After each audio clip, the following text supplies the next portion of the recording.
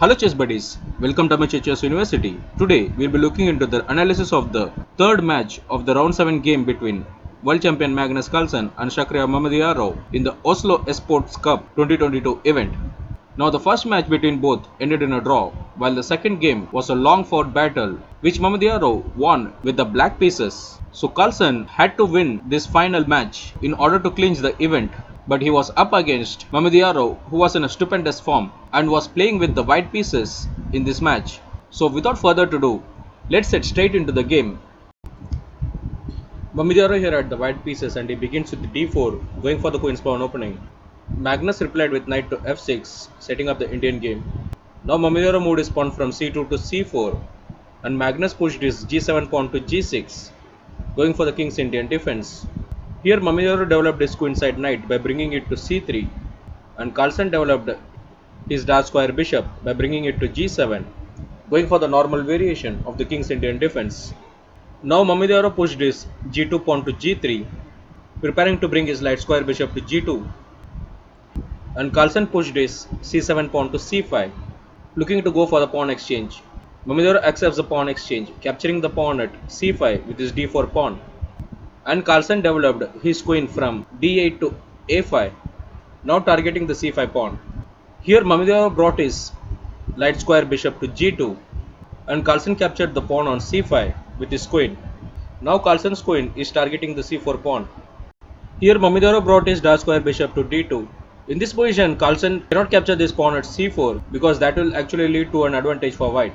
Because if Carlsen captures the pawn on c4, then Mamedyarov will bring his rook from a1 to c1, and when the knight at c3 moves away, this will give a full open c file for the white rook.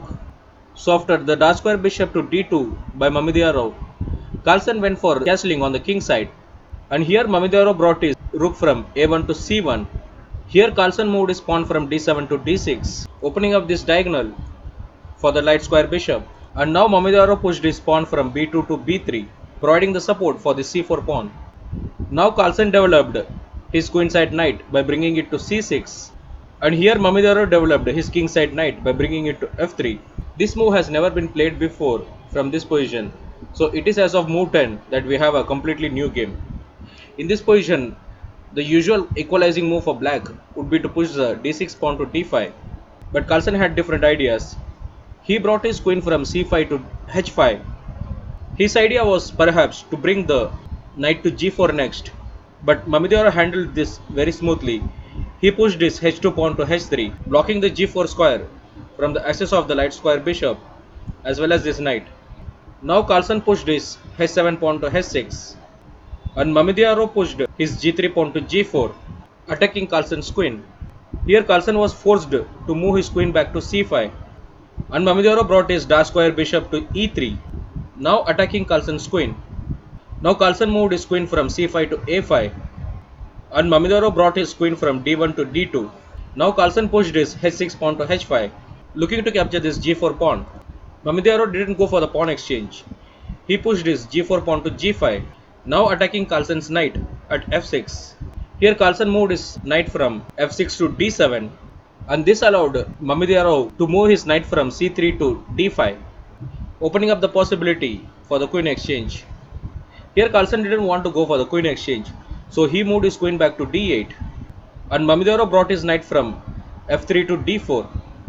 Here Carlsen brought his knight from d7 to c5, and Mamedyarov captured the knight at c6 with his knight at d4, and Carlsen captured this knight at c6 with his b7 pawn, now targeting the knight at d5. And here Mamedyarov moved his knight from d5 to b4, now opening up a double attack on the c6 pawn from his knight as well as the light square bishop. His idea was to capture the pawn at c6 with his knight next, and then target the queen at d8. So here Carlsen moved his queen from d8 to c7, and now Mamedyarov captured the pawn at c6 with his light square bishop, now targeting the rook at a8, and Carlsen moved his rook from a8 to b8. Now if you look at this position, Carlsen was preparing to push his a7 pawn to a5 next, thereby targeting this knight at b4, and this knight at b4 is the only supporting piece for this light square bishop at c6. So Mamedyarov decided to move his light square bishop back to g2, and now Carlsen pushed his pawn from a7 to a5, targeting this knight at b4. And here Mamedyarov moved his knight from b4 to d5, attacking the queen at c7 as well as his pawn at e7. Best option for black in this position was to move the queen to d8, but here Carlsen preferred to move his queen from c7 to a7, thereby also keeping an eye on this e7 pawn.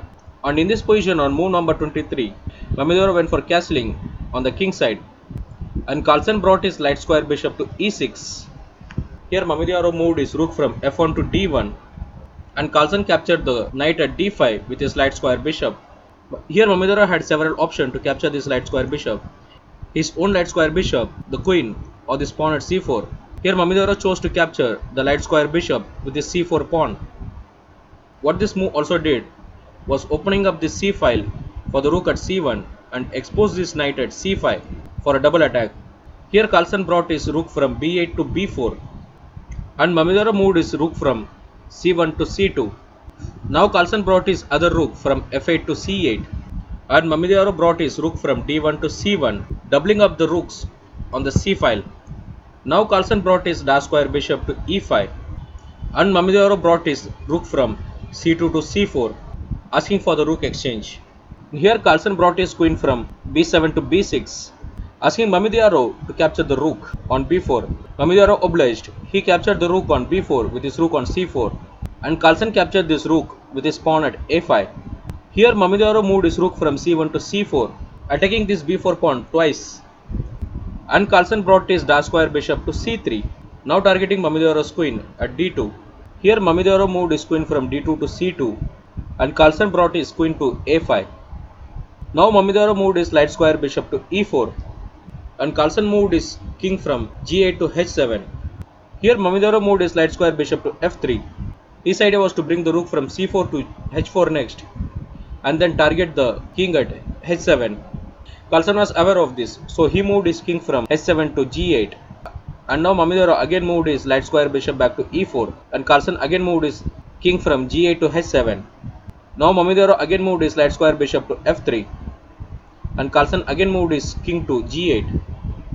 Mamedyarov wanted to avoid a threefold repetition in this position, so he moved his king to g2, and here Carlsen moved his rook from c8 to a8, attacking this a2 pawn twice. Now we are in move number 37 of the game, and in this position Mamedyarov came up with a very brilliant move. So feel free to pause the video and figure out the move played by Mamedyarov in this position. If you are able to figure it out, well done. The move played by Mamedyarov in this position was capturing the knight at c5 with his dark square bishop. And now Carlsen had no other option but to capture this dark square bishop with his d6 pawn. And this move enabled Mamedyarov to push his pawn from d5 to d6. Now the light square bishop is targeting the rook at a8. Here Carlsen captured this pawn at d6 with his e7 pawn, and Mamedyarov captured this rook at a8 with his light square bishop, and Carlsen captured this light square bishop with his queen, delivering a check. And here Mamedyarov moved his king from g2 to g1. And if you look at this game position, both players have equal number of pawns. While Carlsen has the queen as well as the dark square bishop, Mamedyarov has the queen and the rook. So let's see how the game proceeded from here on. In this position, the best option for Carlsen was to bring his queen to d5, especially with the bishop up against a rook in the endgame with equal pawns. It would have been a better idea for Carlsen to control the center with his queen, but he failed to do that. Instead of going to d5, he moved his pawn from d6 to d5, and this wasn't a very bright move because now Mamedyarov captured the pawn at c5 with his rook, and Carlsen pushed his d5 pawn to d4. Here Mamedyarov moved his queen to d3, and this allows Carlsen to capture the pawn at a2 with his queen. But this also opens up the 8th rank, and Mamedyarov here moved his rook from c5 to c8, delivering a check, and Carlsen moved his king from g8 to h7. Now Mamedyarov moved his queen to f3, and it was in this position on move 44 that Carlsen resigned the game. So let's see why. Mamedyarov's next attempt would be to bring his queen to f6, and from there on the checkmate is inevitable. Even if Carlsen tries to play something like queen to b1, giving a check, he can only prolong the game so much. Then Mamedyarov will move his king to g2, And if Carlsen move his queen to f5, looking to prevent queen to f6 and going for a queen exchange, then Mamedyarov will capture the queen at f5 and Carlsen will capture the queen on f5 with his g6 pawn. Now black has two pawns on the same file and with just a light square bishop, while white has a rook. And now Mamedyarov can proceed with his king to f3, and if Carlsen tries to bring his dark square bishop to d2 to prevent the king from moving to f4, then Mamedyarov can push his pawn from h3 to h4 or bring his rook to c4. And it goes without saying that the rook here holds a very strong power, while the world champion would certainly lose this game. So that is the reason why after queen to f3 by Mamedyarov, Carlsen resigned the game. So that's the game.